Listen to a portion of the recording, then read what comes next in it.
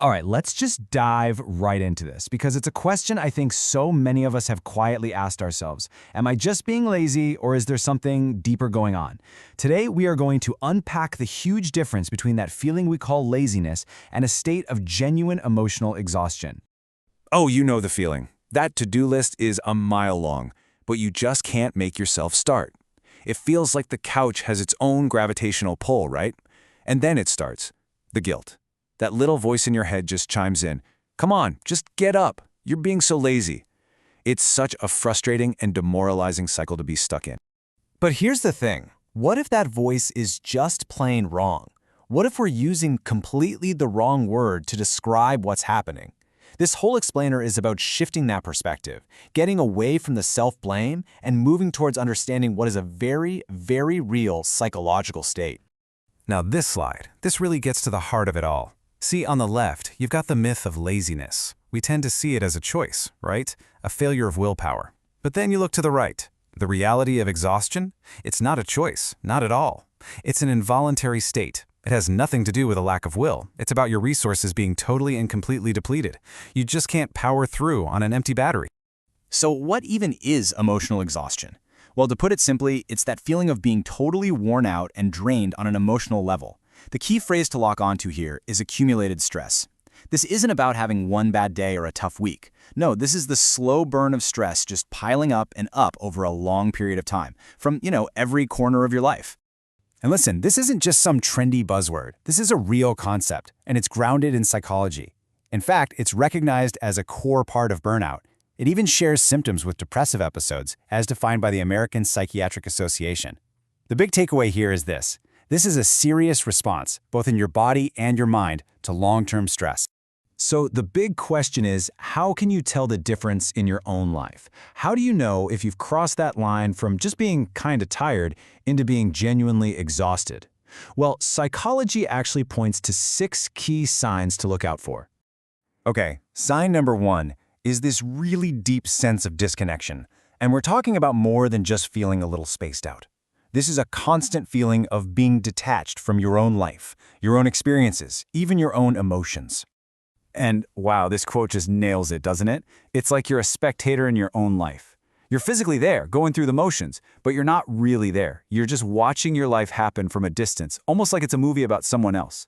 There's this barrier between you and the world, and honestly, even between you and yourself. Sign number 2 is a huge one, a major loss of interest. The clinical term for this is anhedonia, which is really just a fancy way of saying you lose the ability to feel pleasure from the things you used to absolutely love. Just think about it for a second. That hobby you couldn't wait to do, the books you'd stay up all night reading, even just hanging out with friends. Suddenly, all of it just feels like an obligation, a chore. It all requires energy that you just don't have, so it gets pushed to the side. It's a classic and, frankly, a really painful sign of emotional depletion. And then, of course, there's the fatigue itself. But we have to be clear.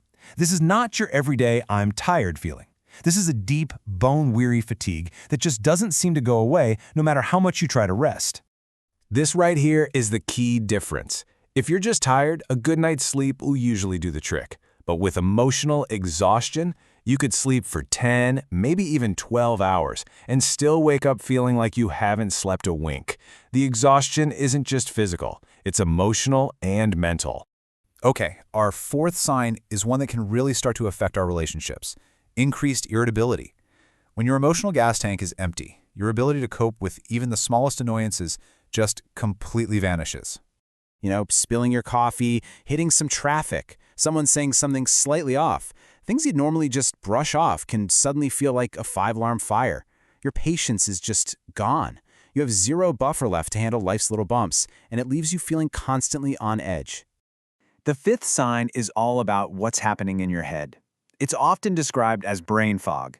It's that feeling when your mind just doesn't feel sharp. Trying to concentrate becomes this monumental effort. I mean, choosing what to eat for dinner can feel as complicated as a calculus problem. You might find yourself reading this same sentence over and over again, or struggling to find the right words in a conversation. You just feel mentally sluggish. It's basically your brain telling you it's running on fumes. And that brings us to our final sign, which can honestly be the most confusing one of all. You know you feel terrible, so you try to do all the right self-care things. You take a bath, light a candle, try to meditate, and nothing. It feels like it doesn't even make a dent. This is such a critical sign to pay attention to. Emotional exhaustion is a much deeper hole than just a bad mood. And while, yeah, bubble baths are great, they can't fix a state of profound depletion that's been caused by chronic stress. Those usual pick-me-ups just feel hollow because the root problem isn't being touched. Okay, so we've laid out all the signs. But why is it so important to make this distinction between being lazy and being emotionally exhausted? Why does changing that one little word matter so much? Well, it's because everything changes when you shift from judging yourself to understanding yourself. First, it gives you permission to have some self-compassion instead of just beating yourself up. Second, it helps you identify the real villain in this story, chronic stress. And most importantly, it points you towards solutions that can actually work, not just trying harder, but things like true rest, setting boundaries, and dealing with that stress head-on. So the real takeaway question for all of us is this: how can we start to reframe this? How can we learn to listen to our bodies and our minds and see our exhaustion not as some kind of personal failure, but as an important message, like a check engine light for our own well-being? So please, remember this. Your exhaustion is not a character flaw. It's a signal. And listening to it, that is the first and the most powerful step you can take to finding your way back.